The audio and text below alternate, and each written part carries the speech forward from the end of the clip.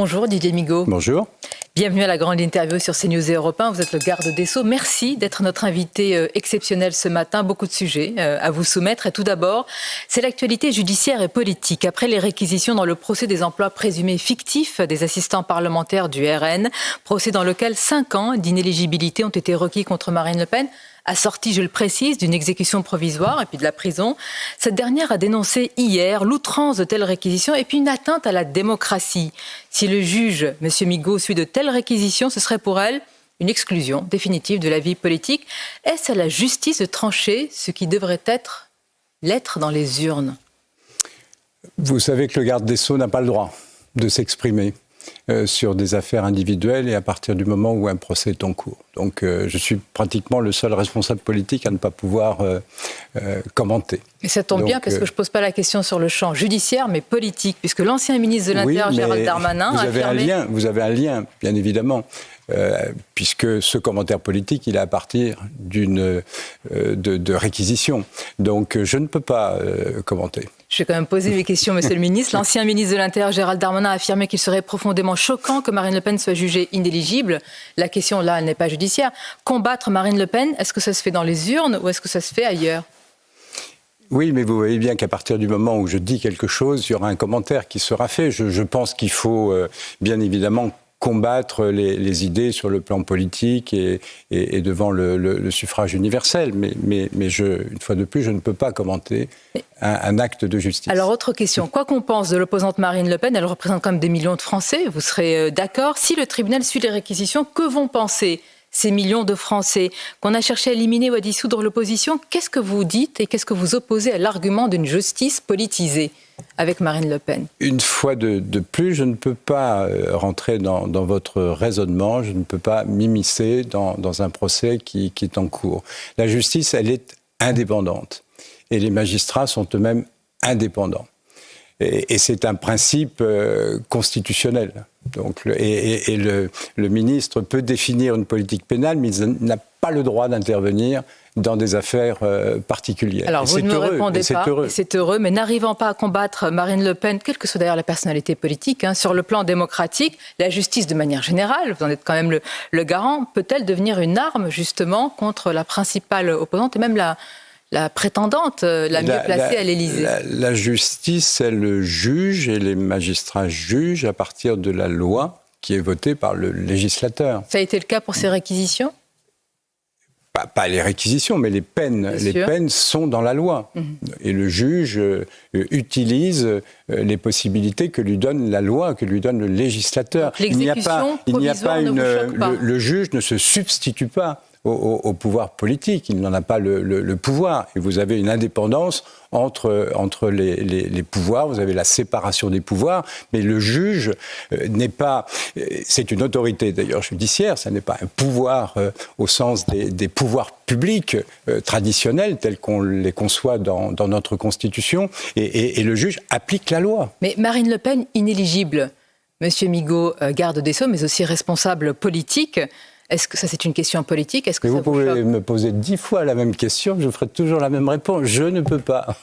Donc, je comprends votre obstination à me faire parler, mais là, je ne peux pas m'exprimer. C'est pas tant de l'obstination que des questions que se posent les Français. Là, oui, peut-être que vous aurez une réaction, monsieur. Ils ont un ministre de la Justice.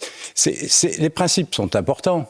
Si le ministre de la Justice se met à commenter un certain nombre d'actes ou de réquisitions, tant du parquet que de décisions du juge, la justice n'est plus indépendante. Puisque parler des principes, est-ce qu'elle est vraiment indépendante? Est-ce que là, hier, avec de telles réquisitions... Je pense qu'elle est totalement indépendante. Et avec une exécution provisoire. Et je dois garantir l'indépendance de la magistrature. Avec une exécution provisoire contre une responsable politique prétendante à l'Élysée, vous dites qu'elle est indépendante? Oui, la loi le permet. Alors on peut contester que la loi le permette et que ça remette en cause des principes, mais la loi le permet. Peut-être que vous pourrez réagir sur cela, parce qu'une phrase de la procureure a suscité la colère et l'indignation, pas seulement de Marine Le Pen, cette phrase a été certifiée par nos journalistes également. Sur l'un des prévenus, la procureure ou l'une des procureures a lancé au sujet d'un contrat. Donc, lors de ce procès, je cite, « Je n'ai aucun élément, mais je ne peux pas demander la relaxe, ça me fait trop mal. » Monsieur le garde des Sceaux, est-ce qu'une procureure peut dire cela? Je n'ai pas de commentaire à faire. Est-ce qu'une procureure peut dire ça? Je n'ai pas de commentaires à faire. Il y a des procédures qui permettent de récuser un juge, de faire appel. Le Conseil supérieur de la magistrature peut être saisi. Donc, Marine Le Pen est en droit de saisir. Mais le justiciable a des droits et c'est heureux. Donc elle pourrait vous saisir vous-même puisque vous êtes son supérieur hiérarchique, cette procureure. Est-ce que c'est possible, monsieur le garde des Sceaux? Une fois de plus, les membres du parquet sont libres quant à leur expression. Mais le parquet n'est pas indépendant. Le parquet est indépendant dans ses réquisitions sur des affaires individuelles. Certes, mais quand il fait entrer un caractère personnel comme cette phrase-là, est-ce qu'il reste... Je ne peux pas, en tout cas, porter une appréciation devant vous comme ça.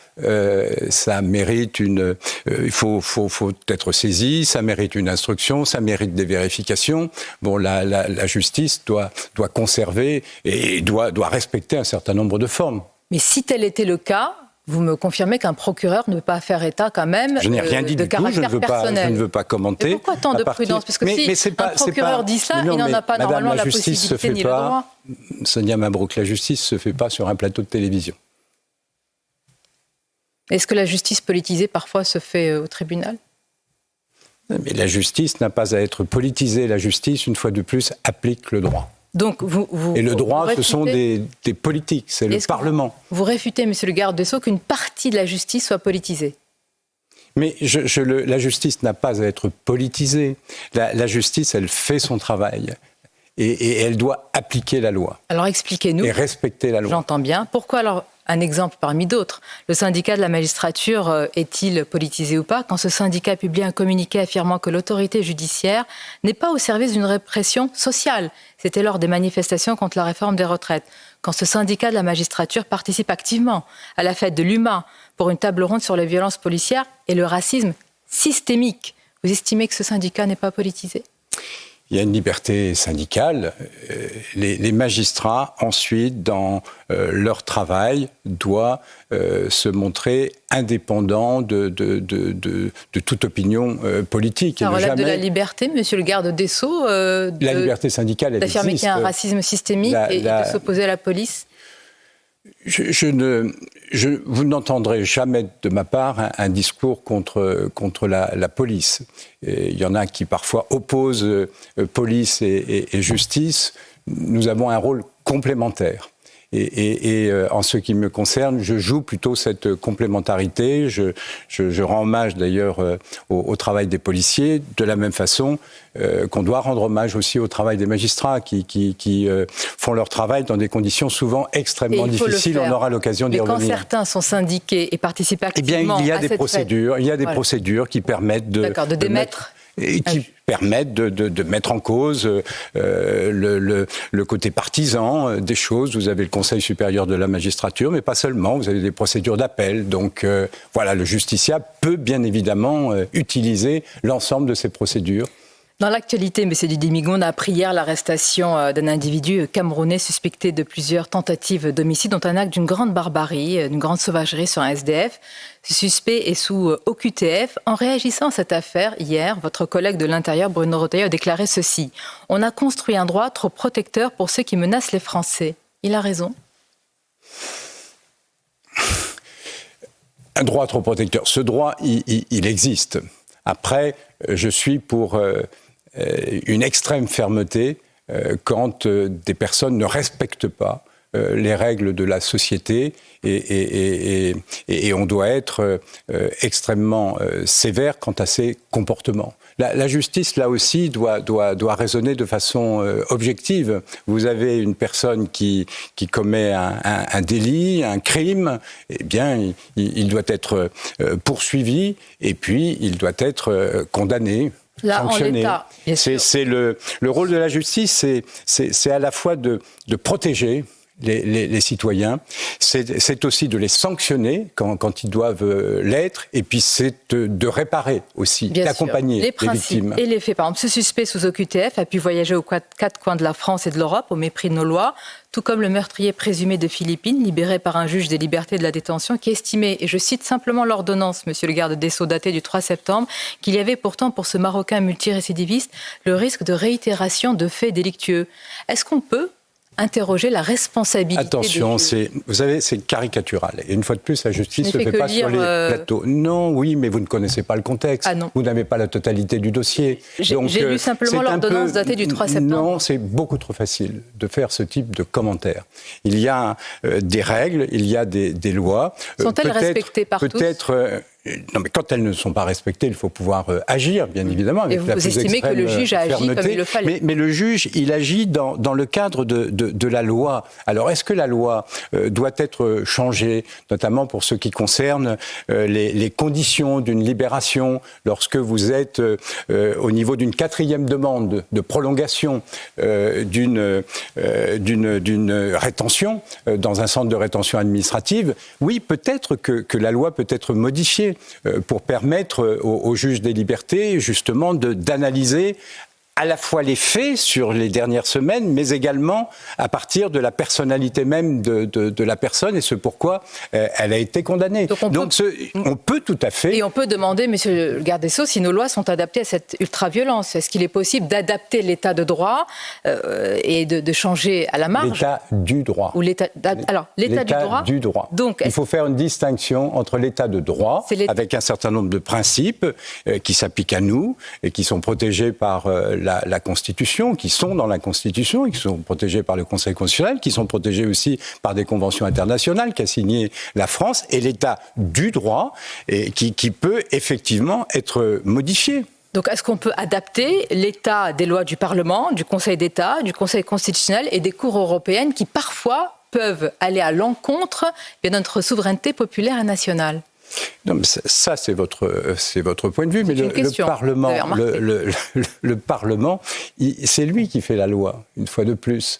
La loi, elle est votée par l'Assemblée nationale et le Sénat. Et les lois peuvent être ajustées. Je ne suis pas contre, je l'ai dit, pour un certain nombre de dérogations concernant, par exemple, la justice des mineurs. On y reviendra peut-être, tout en respectant l'état de droit. La justice des mineurs ne peut pas être la même que la justice des majeurs. Là, il y a un certain nombre de principes qui s'imposent aussi à nous. Mais dans un certain nombre de situations, des dérogations sont tout à fait possibles. Et j'y suis, pour ma part, favorable. S'agissant de la criminalité organisée, on y reviendra peut-être, je suis là aussi pour une extrême fermeté, y compris dans la revisite d'un certain nombre de procédures. On s'aperçoit que dans un certain nombre de procédures, il y a des avocats qui abusent de ces procédures. Donc il faut pouvoir trouver les moyens, tout en respectant bien sûr un certain nombre de principes, de faire en sorte qu'on ne dévoie pas les procédures. On va y revenir. Et face à l'ultra-violence que vous dénoncez, d'ailleurs dans notre société, un récent sondage publié en septembre dernier indiquait, monsieur le garde des Sceaux, que 80% des Français estimaient que la justice était trop laxiste, quelles que soient leurs opinions politiques. Je le précise, quasiment au même moment, vous avez déclaré, c'est important comme phrase, le laxisme de la justice n'existe pas. Alors, est-ce qu'une écrasante majorité de Français a tort ou est-ce qu'elle a un sentiment d'impunité ? Ce n'est pas facile pour le ministre de la Justice d'expliquer que non, la justice n'est pas laxiste, elle fait son travail. Mais je suis tout à fait conscient de l'opinion des Français à ce sujet. Mais lorsque vous regardez la durée moyenne des condamnations aujourd'hui, elle est supérieure à celle qui pouvait exister il y a quelques années. Il n'y a jamais eu autant de détenus dans les prisons. Oui. Donc ça montre bien... Compte tenu du nombre de places, ce n'est pas étonnant. Oui, mais enfin, on n'a jamais eu autant, c'est un record. Et aussi peu de prisons. Non, on a quand même un nombre de détenus aujourd'hui qui est record. Bon, donc la justice fait son travail. En revanche, oui, je suis conscient que la justice peut être considérée comme trop lente. Il y a un vrai sujet d'exécution de la peine et d'un délai parfois trop long entre le prononcé de la peine et l'exécution de la peine. Donc j'ai mis en place un groupe de travail, je suis conscient de ça et les magistrats sont conscients de cela. Est-ce qu'on peut affirmer ce matin que dès qu'une peine est prononcée en France, parce qu'elles le sont, il y a la certitude de son exécution sans de multiples aménagements qui la vident souvent de sa substance? Il faut veiller à ce que les peines soient exécutées, y compris d'ailleurs les peines alternatives. On met aujourd'hui trop de temps dans l'exécution des peines et ça, c'est un sujet qu'il faut que je puisse traiter. Je comprends tout à fait le sentiment que peuvent avoir les Français. Un sentiment d'impunité ou une réalité? C'est comme le sentiment d'insécurité, monsieur le garde des Sceaux. Oui, mais on voit tout de suite c'est une question importante. Oui, c'est une question importante, mais on voit tout de suite les commentaires qui peuvent être faits par rapport... Je sais que vous êtes au-dessus de ces commentaires. Vous nous dites ce que vous pensez ce matin sur CNews Europe 1. Oui, bien sûr, je vous dis ce que je pense. Il ne faut pas que des délits, des infractions soient impunis. Et ça, en tant que ministre de la Justice, que garde des Sceaux, je suis pour une politique pénale ferme. Et je suis pour une réponse pénale ferme. On entend votre fermeté avec, évidemment, la justice. Je n'ai pas posé la question tout à l'heure concernant le syndicat de la magistrature ou alors l'association Anticorps. Est-ce que vous savez combien de magistrats font partie soit du syndicat de la magistrature, soit appartiennent à une association comme Anticorps? Vous focalisez là-dessus. Une fois de plus, la justice, d'ailleurs, le plus souvent, ce sont des décisions collégiales. Donc, voilà, si quelqu'un peut éventuellement se voir reprocher une approche partisane, vous avez les deux autres magistrats qui sont dans la collégialité. Je connais bien la collégialité. Je suis moi-même magistrat financier. J'étais à la Cour des comptes. Ma question, vous l'avez compris, c'est comment dépolitiser la justice. Je pense que vous y tenez beaucoup. On ne peut pas considérer que la justice est politisée. Vous avez un certain nombre de... oui, mais bon, c'est le... 30%. Une fois de plus, la liberté syndicale. Bon, ça relève de la liberté d'avoir des opinions politiques. Mais vous avez le Conseil supérieur de la magistrature qui a exprimé justement ce que une organisation syndicale pouvait dire et ne pas dire. Donc il y a des règles, il faut les respecter et tout le monde doit pouvoir les respecter. Alors votre fermeté, vous l'affichez sur un sujet important et délicat qui est celui de la justice des mineurs qui se rendent parfois coupables d'actes d'une grande sauvagerie. Vous avez récemment déclaré que vous n'étiez pas hostile à l'atténuation de l'excuse de minorité et sur l'idée d'une comparution immédiate. Oui. Il y a des protestations, ça on peut le dire, des principaux syndicats de la magistrature. Est-ce que vous allez aller au-delà? Une fois de plus, c'est le Parlement qui vote la loi. On peut entendre les réactions. La justice des mineurs, une fois de plus, ne peut pas être la justice des majeurs. Bon, là, c'est un principe fondamental. Mais il peut y avoir des dérogations encadrées, notamment en cas de récidive, en cas de crime. Bon, et tout cela, ça doit pouvoir être débattu au niveau du Parlement. Mais en ce qui me concerne, je suis ouvert à des dérogations par rapport à la fois à l'excuse de minorité et par rapport au principe de comparution immédiate qui s'intitule d'une autre façon s'agissant des mineurs. D'ailleurs, ces mineurs qui sont utilisés par des adultes, parfois des mineurs isolés. Est-ce que vous faites le lien? Oui, j'ai pu voir, si vous voulez, sur ce que l'on appelle la criminalité organisée, sur les trafiquants de stupéfiants, combien les mineurs pouvaient être parce qu'ils utilisés. savent que les adultes savent que les mineurs auront une peine plus légère. Non, parce que vous avez des pressions sur ces mineurs, des pressions qui sont exercées sur les familles. Vous savez, nous étions à Marseille avec le ministre de l'Intérieur, nous avons eu des réunions de travail avec la police judiciaire, avec les magistrats. Ce qu'ils nous remontent est horrible. Bon, et nous avons changé de dimension au niveau de cette criminalité organisée, avec des délinquants qui utilisent la torture, la barbarie sur un certain nombre de personnes, sur les familles. On a changé de dimension. Donc il faut que l'État s'arme davantage pour lutter contre cette criminalité organisée. Vous savez, ce sont les magistrats d'ailleurs de Marseille qui ont dit que devant la commission d'enquête qui avait été mise en place au niveau du on était en train de perdre la guerre. On était en train de perdre la guerre. Ça, vous ne l'admettez pas, si je puis dire. Non, je ne l'admets pas. Même si on y arrive. Je reconnais, je suis heureux que les magistrats se soient exprimés librement et qu'ils aient pu dire... Il y a eu quelques remontrances après. Oui, elles ne sont pas de mon fait. Parce que je préfère la vérité, je préfère qu'on puisse constater la réalité, parce qu'à partir du moment où vous constatez la réalité, vous pouvez mieux la combattre. Et pour moi, c'est indispensable justement de se donner les moyens, de faire en sorte que l'État puisse se réarmer face à cette délinquance. La réalité, monsieur le garde des Sceaux. Ils trouveront un garde des Sceaux qui sera d'une extrême fermeté. Et c'est pour cela que je souhaite bien sûr que les propositions qui ont été faites aussi bien par l'Assemblée nationale que par le Sénat, il y a une commission d'enquête qui a au Sénat remarquablement travaillé, formulé des propositions. Cette proposition de loi... Qui a dénoncé une narco-étatisation de notre pays. Oui, je suis tout à fait... j'ai dit que j'étais tout à fait d'accord pour qu'on puisse travailler à partir de cette proposition de loi. Elle est inscrite en janvier. Elle sera inscrite en mars prochain au niveau de l'Assemblée nationale. Donc j'espère que nous pourrons trouver les solutions pour armer davantage l'État. Mais en attendant, je me suis battu pour qu'un certain nombre de mesures immédiates soient prises. On ne peut pas considérer... C'est de votre pouvoir, hein, oui, on ne peut pas considérer que c'est un problème gravissime et dans le même temps attendre le résultat de la loi. Donc c'est pour ça que je mets en place, je renforce un parquet national qui existe au niveau de la procureure de Paris. Je souhaite qu'il y ait une coordination nationale. Je souhaite imposer les échanges d'informations entre l'ensemble des juridictions, parce qu'il y a telle ou telle situation qui montre que l'origine d'un problème peut